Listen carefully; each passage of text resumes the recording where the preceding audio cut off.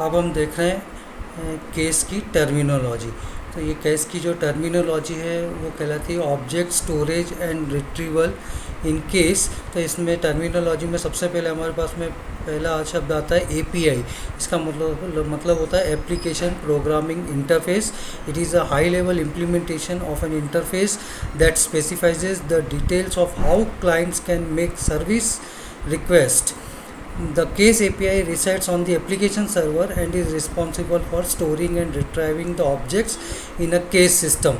Means जब भी client कोई भी रिक्वेस्ट भेजता है ऑब्जेक्ट को, उसके फिक्स कंटेंट को स्टोर करने के लिए या रिट्राइव करने के लिए, तो सर्वर के ऊपर ये जो के APIs अवेलेबल होती है, इसकी मदद से ही उस फिक्स कंटेंट को स्टोर और रिट्राइव किया जा सकता है। इसी तरीके से जब इसको हम स्टोर करते हैं तो यहाँ पर दूसरा एक शब्द और आता है blobs.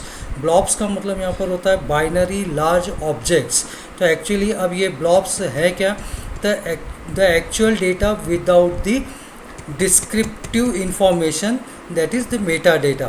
The distinct bit sequence of users data represents the actual content of a file and is independent of the name and physical location. तो ब्लॉब्स क्या होते हैं? Binary large objects. ये एक्चुअली जो फिक्स कंटेंट है, जो actual data है वो होता है, और उसके साथ में उसकी जो एडिशनल इन्फॉर्मेशन होती है जिसको कि हम बोलते हैं मेटा डेटा, वो उसमें नहीं होता है, उसको अलग कर दिया जाता है। ठीक है, तो केवल जो मेन फिक्स कंटेंट है, जो एक्चुअल डेटा है, उसी के बाइनरी लार्ज ऑब्जेक्ट्स बनाए जाते हैं, उसी को हम ब्लॉब्स बोलते हैं। और इसका जो डिस्टिंक्ट बिट सीक्वेंस होता है of the user data that represent the actual content of a file and is independent of the name and it's physical location. अब आता है इसका content address, CA। Content address क्या होता है? तो जो हमने ब्लॉब्स सेव किए हैं, ब्लॉब्स जो बनाए हैं, वो ब्लॉब्स बनाने के लिए हम उसका जो एड्रेस है कि इस एड्रेस पर जाकर के हम उसको स्टोर करेंगे, तो इसका खुद का एक बाइनरी रिप्रेजेंटेशन होता है। तो इस बाइनरी रिप्रेजेंटेशन से हम ऑब्जेक्ट को पहचानते हैं, और उस बाइनरी रिप्रेजेंटेशन उस ऑब्जेक्ट का हम करेंगे तो 1001 के फॉर्म में होगा। तो उसी के कॉम्बिनेशन से हम उसका एड्रेस तैयार करते हैं, जिसको हम बोलते हैं उसका कंटेंट एड्रेस, जहाँ पर कि जाकर के उस एड्रेस पे उस ब्लॉब्स को स्टोर किया जाता है। ठीक है, अब अगला वोकैबुलरी है सी क्लिप, और उसके बाद में है CDF, मीन्स सी क्लिप डिस्क्रिप्टर फाइल। तो सी क्लिप क्या होता है? तो एक्चुअली जो हम virtual package that contains the data block and it's associated CDF। Means हम जो एक्चुअल हमारा डेटा है, जो इसके हमने ऑब्जेक्ट्स बनाए, ब्लॉब्स बनाए, वो और उसके साथ में जो एसोसिएटेड मेटा डेटा होता है, उसको हम एक CDF फाइल बनाते हैं। ये दोनों मिलकर के कहलाता है हमारा सी क्लिप। और ये सी क्लिप बनने के बाद में इसकी एक ID जनरेट होती है, जिसको हम बोलते हैं सी क्लिप ID।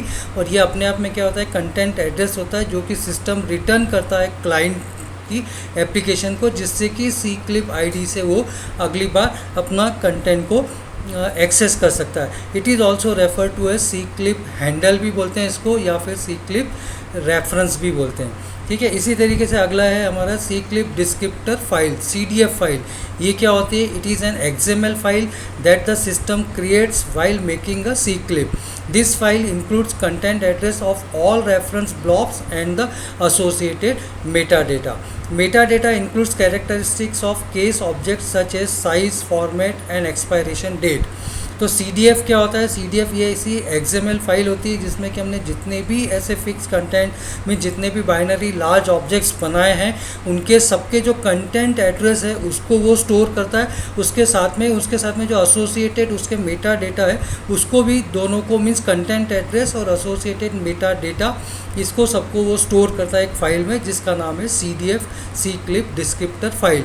अब ये मेटा डेटा क्या होता है? ये Meta data actually characteristics of case objects होते हैं, सच एज की, जिसको कि हम बोलते हैं कि ऑब्जेक्ट्स के एट्रीब्यूट, जैसे कि उसकी फ़ाइल की साइज़ क्या है, फाइल का फॉर्मेट क्या है, या उसकी एक्सपायरेशन डेट क्या है। ठीक है, तो इसी तरीके से हम इसको CDF फाइल बना करके स्टोर करते हैं। अब यहाँ हम देख रहे हैं इस डायग्राम में कि storing the data objects on the case system. तो यहाँ पर हम देख रहे हैं कि क्लाइंट मीन्स क्लाइंट मशीन के ऊपर यहाँ पर जो क्लाइंट अपने फिक्स कंटेंट भेज रहा है, या हम ऐसा भी कर सकते हैं कि जो हमारी एक्सरे मशीन है, एक्सरे मशीन से डायरेक्टली जो डिजिटल एक्सरे किसी भी पेशेंट का, किसी व्यक्ति का, वो हम सीधा केस सिस्टम के पास में भेज सकते हैं। तो यहाँ पर हम जो फिक्स कंटेंट है वो उसको भेज रहे हैं और ये जाता है सबसे पहले एप्लीकेशन सर्वर के ऊपर। एप्लीकेशन सर्वर के ऊपर जाता है तो हमें पता है कि वहाँ पर उसके APIs होते हैं, एप्लीकेशन प्रोग्रामिंग इंटरफेस होता है, और उसका इंटरनल स्टोरेज होता है। तो ये एप्लीकेशन सर्वर क्या करता है, अपनी APIs का यूज़ करके सबसे पहले ये जो फिक्स कंटेंट है उसके ब्लॉब्स बनाता है, ब्लॉब्स बना करके और उसके मेटा डेटा को सेपरेट करता है और ब्लॉब्स को अलग सेपरेट करता है, और ब्लॉब्स बना करके फिर उससे उसके बाइनरी रिप्रेजेंटेशन से उसका जो है कंटेंट एड्रेस बनाता है। ठीक है, अब ये कंटेंट एड्रेस और जो मेटा डेटा, इसकी सी क्लिप बनती है, और सी क्लिप बनने के बाद में उसको हम लोकली यहाँ पर स्टोर कर सकते हैं। लोकली यहाँ पर स्टोर करने के बाद में इस सी क्लिप को हम नेट से वापस से भेज देते हैं हमारे केस सिस्टम के ऊपर। तो जैसे ही सी क्लिप यहाँ पर पहुँचती है तो यहाँ पर ब्लॉक का जो कंटेंट एड्रेस है और मेटा डेटा है, ये सी क्लिप हमने पूरा यहाँ पर भेज दिया।